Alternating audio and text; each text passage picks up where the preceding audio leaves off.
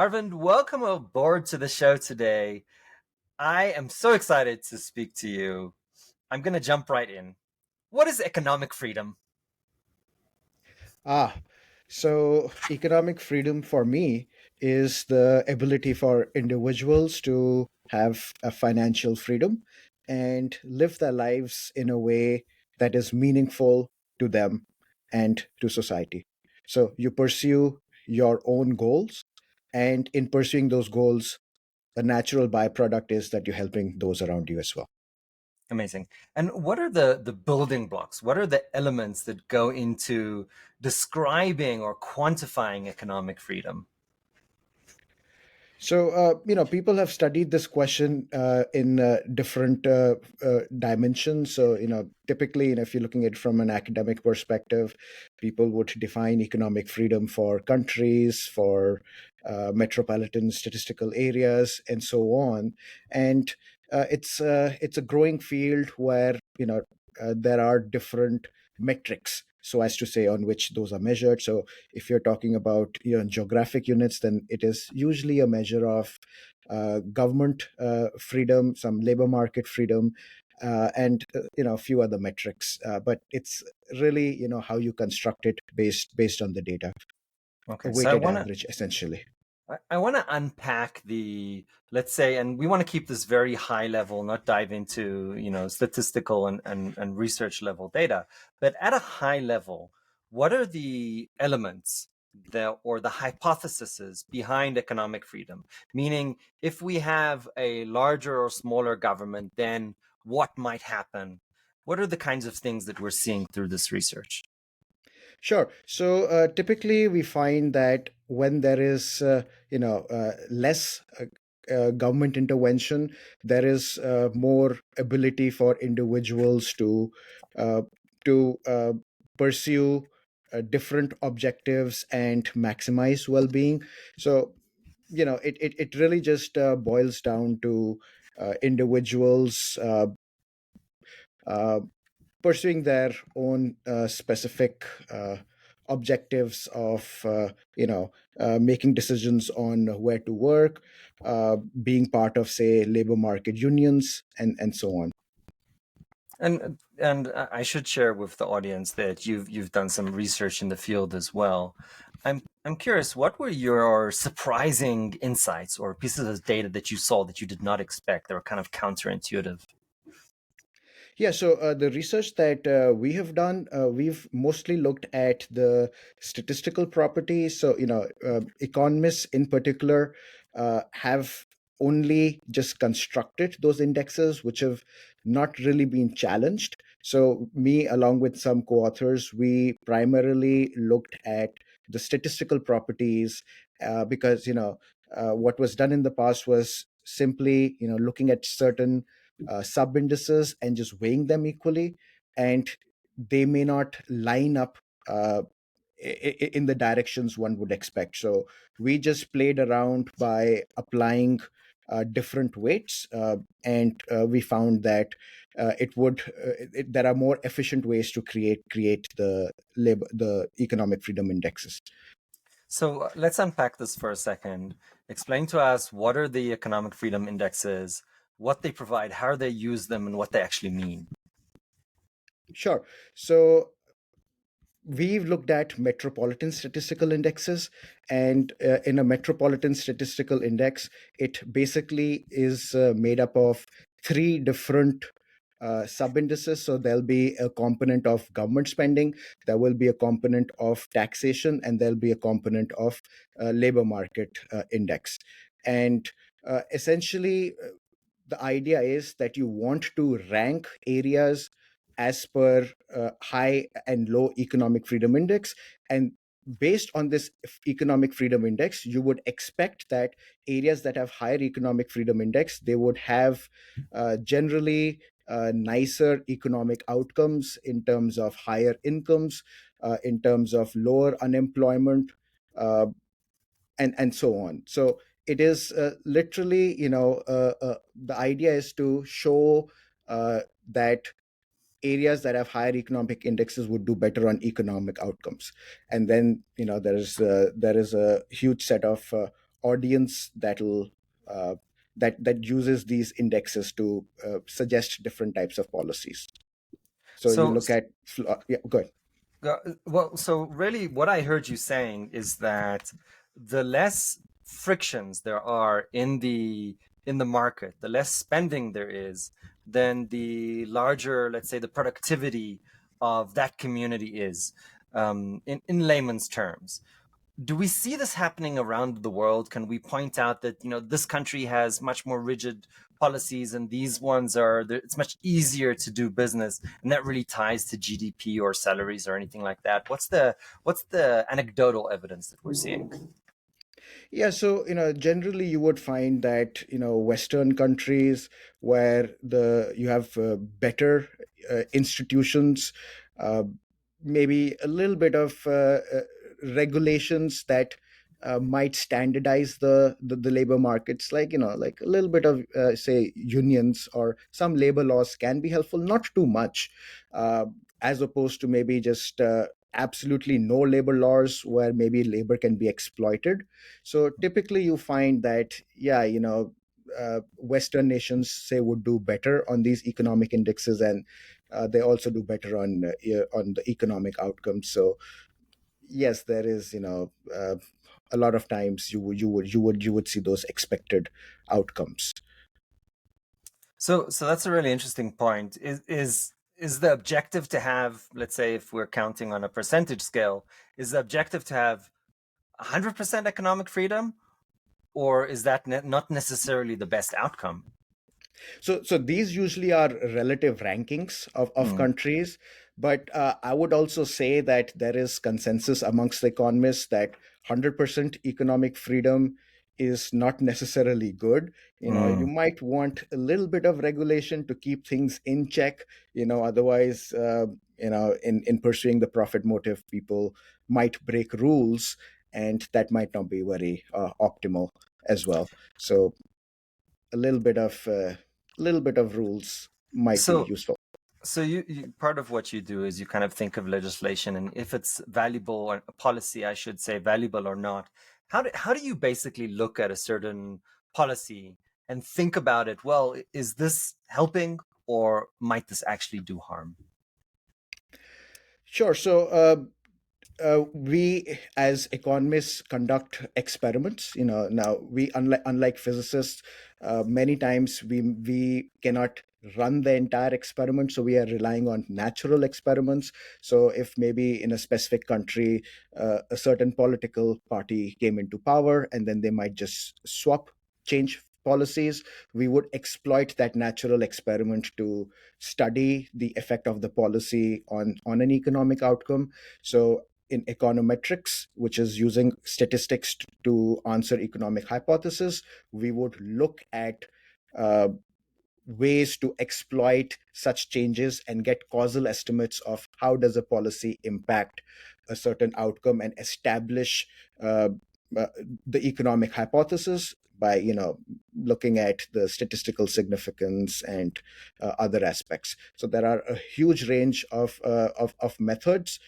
Usually we need data, and we are dealing with observational data to provide some evidence for the claims that this policy is having a certain impact, and if it is positive or negative. The good thing is that economists do tend to cross verify our work. So from the same data, I might have a certain inference, but my colleagues might have a slightly different inference, and then it's just peer evaluation, and differences of opinions occur. And that's why we like debates, to to fix our blind spots and improve the science. I love that. I mean, this concept of peer reviews and longitudinal studies. Um, I mean, that's such an important perspective when you look at really validating that the assumptions and the conclusions actually have merit, which I think is such an misunderstood or understood by the larger public. I want to ask you a question, and this is a hard one. Okay. I want to dive into a specific, very newsworthy topic today, and that's the tariffs. Now, I know that you focus more on micro than macro, so I'll ask your permission if we can dive into this. Absolutely. I think this is the most misunderstood topic today, and it's suddenly something that everybody's speaking about. Nobody understands, is what I would argue, or most of us don't understand. Let's start from a simple question. What is a tariff? Tariff is just a tax on imports. And essentially, what that does is it increases the price of goods and services that we are buying. In America, we are importing a lot of products, especially from China, and rest of the world as well. And there is a belief amongst, say, non-economists that, hey, if we impose tariffs, we are then protecting the domestic industry. But Econ 101 would suggest that that is not true. Yes, you would put the economic incidence on the goods that are being from rest of the world, but that is different from, you'll put the legal incidence of the tax from the goods that are being imported, but that's different from the economic incidence. The economic incidence of the tax, which is who faces the economic burden, falls on the party that has the inelastic demand for that product. So even if you are taxing the goods that are coming from China, it'll be Americans like you and me who would see the increase in prices, and we would be hurt because for us, the products are more expensive and our purchasing powers decline. So, just taxing goods, the foreign produced goods, by putting tariffs would hurt almost uh, most of the Americans. Okay. Yes, there will be some Americans that would win, maybe the ones that are producing those goods, but most of the consumers might be worse off. Okay, I want to unpack this because, like any good economist, the answer is it depends. So in essence, what we're saying is that when we impose a tariff on a certain good, really we are saying that the person that is exporting those goods into America has to pay that tax. Yes, Now, it's collected this from him. Yes, at this the port. Yes, it's actually an import tax, so to speak. That's what tariffs are. yes, Now, what you're saying is your first statement is that, oh, if you're putting an import tax on me selling stuff into America, I'm just going to increase the price. absolutely. So if I'm just going to increase the price, what that means is that good, let's say a PC or oil or whatever, is going to be more expensive for the American people. Now, I want to break this down into very simple examples, and forgive me for doing so. If you are, and you talked about this, and I don't want to get into elastic and inelastic, but let's explain it in a different way. If you're the only person in the world that has that good, or even if you have 50% of those goods in the world, that means you're a huge, huge, huge seller of that good. I impose tariffs on it, then what's that going to do? If I need that product, say it's a certain medicine, and I cannot change my consumption pattern, I cannot go to anybody else and get that medicine, I have to bear that brunt of higher prices. And thus, Exactly. as a consumer, I lose. As an Okay, American consumer, I lose. perfect. So if you But have, if, yeah, go ahead. So if you have yes, no option to buy from anybody else, you're definitely paying a higher price. Now, what absolutely. happens if there is an extremely competitive market, Mhm. right? That means that you can buy the goods here in the United States, you can buy the goods in China and in Mexico, and you only apply a tariff on the Chinese goods. Sure. So the most obvious scenario would be that the American products that are being produced, their price does not change, while the Chinese good, the price of that increases. And if it increases more than the price of the American good, and you're assuming that the quality is the same, then Yes. consumers will switch their consumption pattern and buy the American good, which then creates more jobs in US and all the other, goody goody stuff. And I'll go even for a third scenario. If what we're increasing the tariff on is something so basic that everybody uses it, like plastic or crude oil, which is used to for our Amazon trucks and for everything else, what's that going to do? So, if we increase the price of a very basic good like oil, which you need because everything is transported within the economy, it would increase the general prices. So, that would basically result in higher inflation because transportation costs are increasing.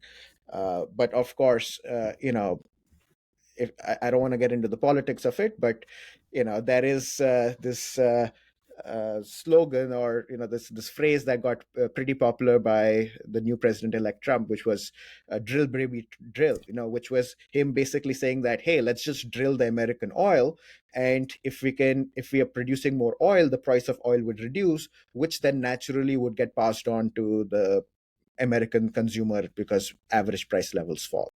Right. So let me, based on everything that you've explained, I think we, at this stage, the both of us in our audience would actually agree that it depends. It depends what the tariffs will be like, what they will be applied on, to which country. There's so much complexity in this topic that when I hear somebody saying, "Oh, tariffs are good, tariffs are bad," I'm like, no, both of you are are basically wrong without additional details. So I really appreciate Yes, that. there are always winners and losers of each and every policy. And that's why you have lobbying in Washington, D.C. Usually, we find that producers of the goods are more organized. The consumers are not, because they're much more spread out. And, even while the gains might be much higher to the consumers, on a per capita basis, it's much lower. So they don't organize themselves nearly as well as the producers. This is such an important point. So let me give you an example, right? Um, how many big producers of sugar are there in the United States? Are you familiar with this story? No, but I'm suspecting maybe four or five. It's probably an Okay. oligopoly. So I won't get too political, but basically, when these guys, the sugar barons, the sugar brothers, when they go, they give money both to the Republicans and the Democrats, and this increases their income because there's basically they're preventing sugar from coming from other places in the world, increases their income by billions of dollars. The point Absolutely. is that increase for the American population increases one bag of sugar by maybe 15 cents. Hmm. So why is that so important? Because what Arvind is saying basically, that there's this small group of people that this is an incredibly important issue for them, could make them billions of dollars, and they're going to go and they're going to intervene in politics and whatnot. But then the rest of us are like, 15 cents, like, okay, like this did not really impact me. And this is a fundamental problem that we actually see quite a lot. So I really appreciate your point. Is there other examples where this is happening and it's really to the detriment of the greater good? That there are very well documented examples of such lobbies, but I also do want to point out that in US we do have certain bodies, like the antitrust division, the Department of Justice, that actively try to make sure that firms are not exploiting uh, their monopoly power, or indulgent in anti-competitive practices. So, big tech, for example, is often under their scrutiny, but that is a little bit different from the political economy argument, which you are pointing out. Uh, Usually, there is not much you can do when there is political lobbying, because that is not really illegal per se, but anti-competitive mm, practices, yes, there are laws against it, and that's why you'll often hear the DOJ pursuing Google or Amazon for all kinds of violations, and they can be very, very innovative to make sure that the profits are remain high, and kill smaller companies to increase their profits. Yeah. I thought it was interesting. I saw some, I won't mention who the person was, but they were basically like, oh, they wanted to introduce this new compliance. And the Mhm. person who was responding to it was a very large company in the United States, a very famous name. Everybody knows of this person. and they were asking, "Oh, what do you think about these compliance requirements?" And his answer Yeah. was like, "Oh, it's fine, it's no problem." Now, initially, to me, that was like, "Wait, why would he be okay with additional compliance and additional requirements?" And it took me a moment to figure this out. You're nodding, so I think you have a Yeah. guess. Yeah, no, I have a similar example in mind as well. So in the US, the surgeons and physicians, they get paid quite a lot, right? And that is because their regulatory authority, they restrict the number of doctors or physicians you can have under the guise of quality control, right? So they just have such hard exams, or they don't just let too many doctors come into the system, and that might keep medical service prices relatively high. When, yes, I agree, maybe you cannot train many of the people in US, but you have a relatively big supply of physicians and surgeons from around the world who would be willing to come to the US and work. You just have to make it slightly easier for them to just convert their international credentials into US credentials. But the process remains very tedious for them, so that there is a certain group that might capture disproportionate rents, and that might be at odds for the interests of the general population who might want these services at a cheaper rate. That's exactly right. I mean, if a legislation can pass that will make it harder for people to compete with you, right? You have the legal team, you have the people, you can easily meet this compliance. But what this Mhm. compliance is going to really mean is that no new entrants or new doctors or new companies or new car manufacturers can come in. Actually, that's creating what we call a barrier to entrance, meaning that it's Absolutely. protecting your market, it's protecting your business.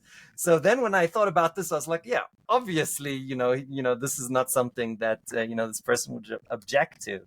And we only think about it from the quality perspective. But the truth of the matter, and I'll give you an example, we have a lot of compliance and requirements around security, Hmm. but the people in the industry know that these SOC 2 and ISO 27001 know that you can be compliant without being secure. So many times these aren't really giving additional quality. Many times they might be just additional tasks and checkboxes and just require you to have the money to do it, stopping startups from being successful and meeting these requirements. So it's a really interesting argument. Um, Arvind, this is so much fun. I feel like too much in the American society, we are having discussions at the slogan level and not really thinking about what things mean and how they can be a little bit more complicated and why we have to have a deeper discussion. So I really appreciate you taking the time to go through this. What are you excited about now? What's your next research? What are the questions that you're thinking about? So I have been looking at the telecom market in India, where I'm from. So, the interesting thing about the telecom industry in India is that there was this big player that came in with the 4G technology, and it entered the entire country. And it brought very cheap internet to the entire country. And what has happened there since then is that there's been a huge consolidation. From about 15 players, you now just have basically five or six. And I'm working on a data set that gets the prices, the quantity of subscribers, and the quality of the service, and trying to do a little bit of demand estimation and to look at the impact of mergers on prices and quality. That's such an interesting question. Let's break down the potential because you're still doing this research, so we don't want to say any conclusions. But what are the potential hypotheses or ideas that a cheap service brought in by one company would create such a consolidation? And we tend to think that having, fewer players in the market is actually a bad thing. So what are the ideas that could even drive such a thing? So, I don't want to jump to conclusions as well, because I do think there are some anti, there are some things Well, that a rational firm would yeah. do, like maybe for a certain amount of time keep prices low even if you're running into losses, and once your competitors are out you try to increase your prices. But it's hard to prove if it is predatory pricing, because a lot of times we cannot observe the costs of these companies, and that has to be inferred. uh, Hold on, hold but on. I want to slow down because this is so exciting. Um, Basically, what you're saying is that a very wealthy organization is yes, able to take prices below profitability. Now, what that means is that nobody can make money at this price. That's basically what predatory pricing is. It means that everybody's losing. Now, that sounds dumb. Why would anybody price the market under profitability? because there might be a time dimension of the profits. You might make a loss today, but you might make profit tomorrow and the day after tomorrow. And when you discount that, it still might be a profitable move. Okay, so how Now, does that work though? By reducing the profitability for everyone, some people might run out of money and shut down. absolutely. Now you've shut down all these other players. So now you've actually reduced competition. And then Yes. what happens is that the players that are left have a bigger pie to eat. And then suddenly Yes. maybe prices go up. Yes. And there are some case studies where this has been analyzed in the US airline market, Mm. in 1997s, where certain companies, they entered certain routes. So Boston, New York might be a route. They enter there, they just lower prices below their costs, they get all the traffic, and the other competitors exit, then they increase the prices. Now, it's relatively easy to still figure out what is the cost of an airline company, because it's still more of a traditional technology. Yes. The issue in this market here is that uh, in India, when everyone was using the 3G technology, which is internet of we in the US we are in 4G and maybe 5G now. Yeah. In India, everyone was using 3G technology, and there are spectrum auctions for that. This company, it came in with 4G technology, so Mm. proving predatory pricing is much harder, Right. because the entire cost structure is different as well. So you don't know if the lower price is because they have a superior product, or if they are pricing below profitability, which would have been a violation of antitrust laws. I mean, a clear indication if they're trying to basically kick competitors out of the market is if they increase their prices dramatically, whatever, a year or so later. I would hope there are laws that would, or that But, doesn't exist. but that is also a natural consequence, right? If Yes. if competition is less, is less, you would increase your prices. Just profit maximizing firm, and Right. and that's why we like competition. I mean, this is a whole different kind of chicken and egg problem, right? Like, how do you know why they're doing it? I really appreciate that insight. Um, I, I don't know. I am super excited about these topics because I think it shows a level of complexity that we really don't understand about our world, but is, I think, incredibly interesting. So I appreciate you coming on today, Arvind. I want to ask you one final question. If you had to go back and advise, 20-year-old Arvind, or think about the new, our younger generation coming into the labor market, what would be your advice? I would say, given my experience now, is that uh, just pursue something that you love and stay in it. Don't change directions. I think today, with the amount of information that we consume, something looks glamorous, and the next day something else looks glamorous. You know, for example, a lot of people had been podcasting during COVID. Most of them quit in 6 months, but it's really the people who sustain. Uh, in a certain line, over years and years, you build that competitive edge. Your cost of doing the same action reduces. That's where I think the real returns are. So I would just say, just commit to to one profession or one subject and stick in it and choose something that you like. There are, US is still one of those places where you can pursue your passions and still make money no matter what you're following. So it was just find something that you like and stick in it for a while, and then decide if you want to do something else or not. Arvind, thank you so much for your time today. I appreciate you. It was great talking to you, Harry.